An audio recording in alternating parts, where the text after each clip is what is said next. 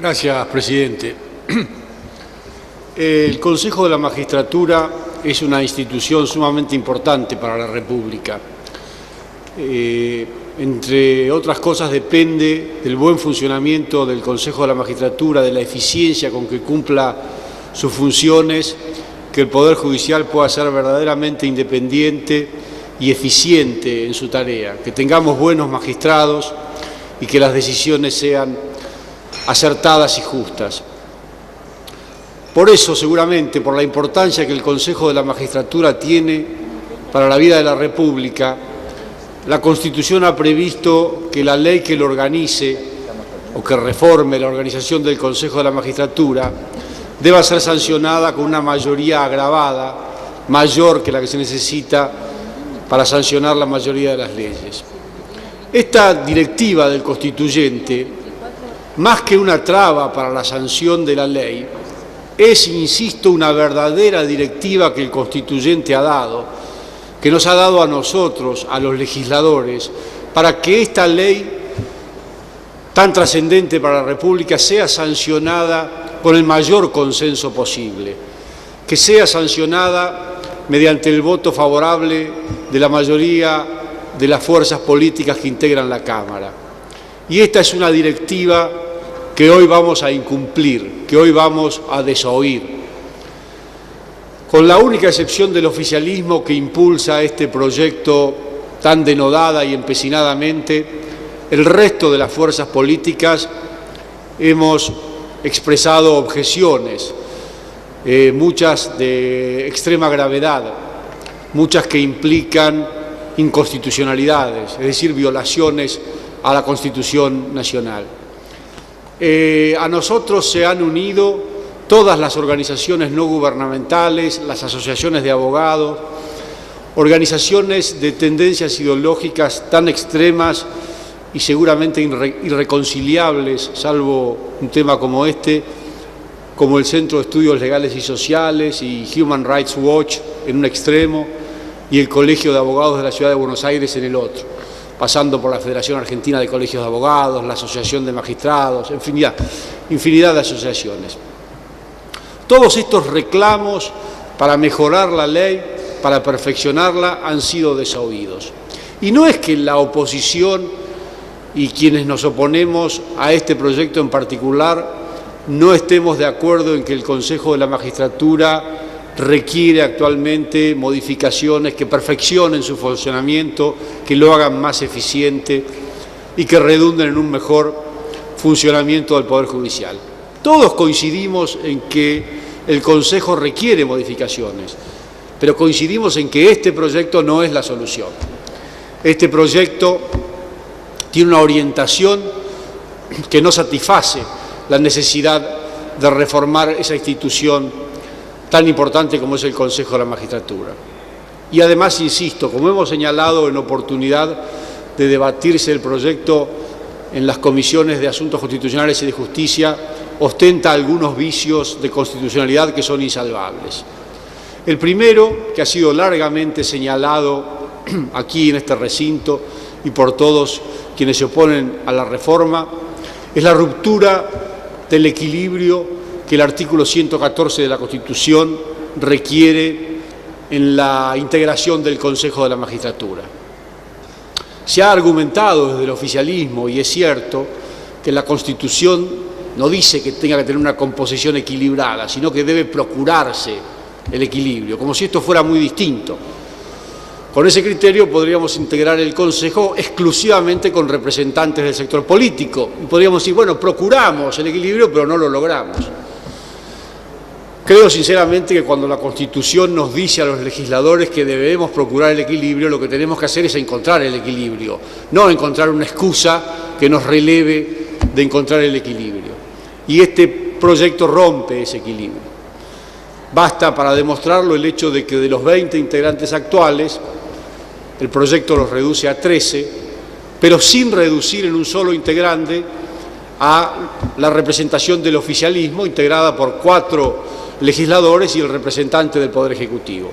Todos los demás estamentos ven reducida en mayor o en menor medida su participación en la integración del Consejo, salvo el oficialismo. Esto además es particularmente grave en la composición del jurado de enjuiciamiento, que actualmente tiene 9 integrantes, de los cuales hay 3 legisladores, 3 magistrados y 3 abogados. Esos 9 integrantes, el proyecto propicia reducirlos a 7. Sin embargo, los legisladores aumentan su participación, pasan de 3 a 4. Los únicos que reducen la participación en el jurado de enjuiciamiento son los magistrados, que pasan de 3 a 2, y los abogados, que pasan de 3 a 1. Es decir, la rotura del equilibrio está muy clara y es insalvable.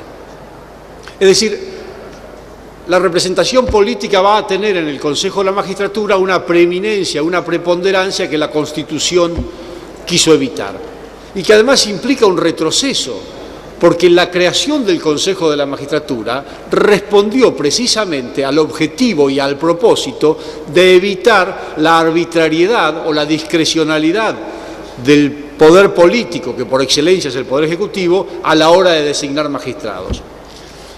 Y no es que el hecho de que los magistrados sean designados por el Poder Ejecutivo o por el Poder Político tenga algo de malo en sí mismo. No, de hecho es el sistema que rigió desde 1853, cuando se sancionó la Constitución, hasta 1994.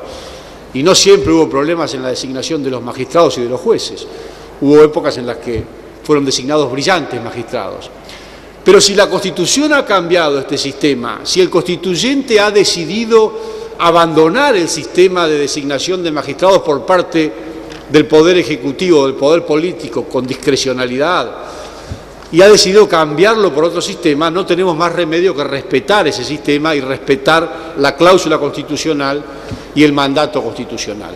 Por eso es esencial que el Consejo de la Magistratura esté equilibrado en su composición.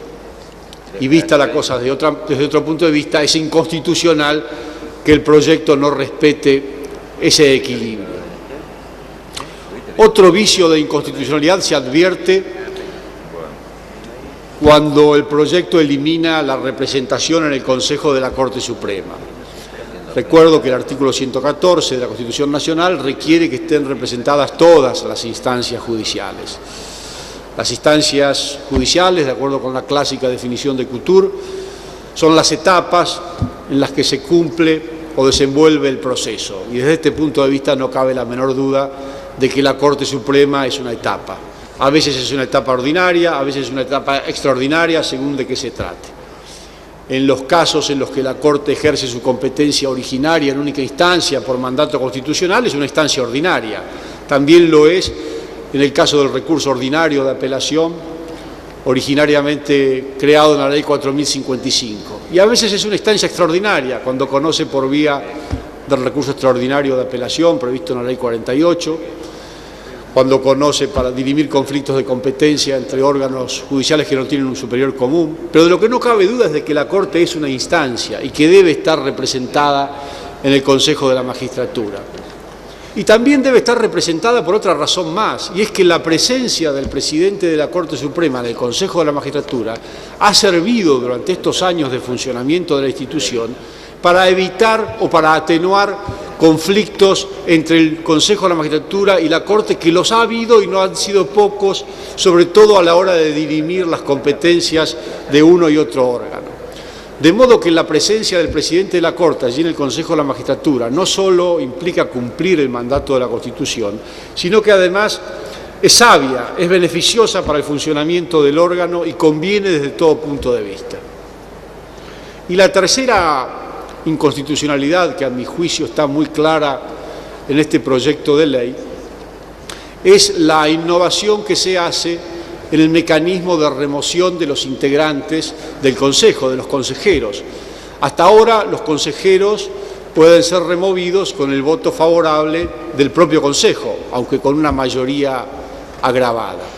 Este proyecto mantiene la posibilidad de que los consejeros sean removidos por el voto favorable de las 3/4 partes de los integrantes del Consejo, pero solo en el caso de los magistrados o representantes de los jueces, de los abogados y del representante de los académicos. No así en el caso de los representantes o legisladores, de representantes de esta Cámara y del representante del Poder Ejecutivo. En el caso de los legisladores y del representante del Poder Ejecutivo a esa decisión del Consejo adoptada por una mayoría agravada de las 3/4 partes de sus integrantes, le debe seguir una decisión de la Cámara o del Poder Ejecutivo para finalmente remover al consejero representante de ese estamento.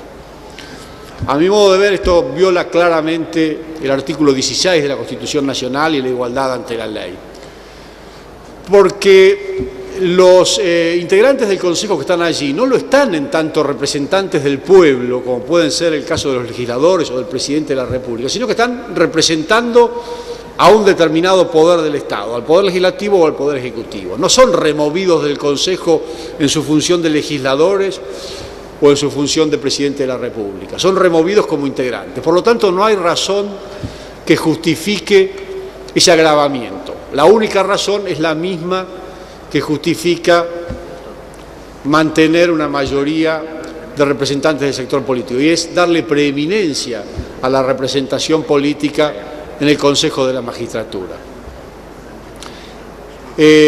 Los problemas de funcionamiento que se han utilizado como argumento para justificar la reforma de la ley son todos pasibles de ser solucionados por vía reglamentaria y por vía de funcionamiento del propio Consejo de la Magistratura.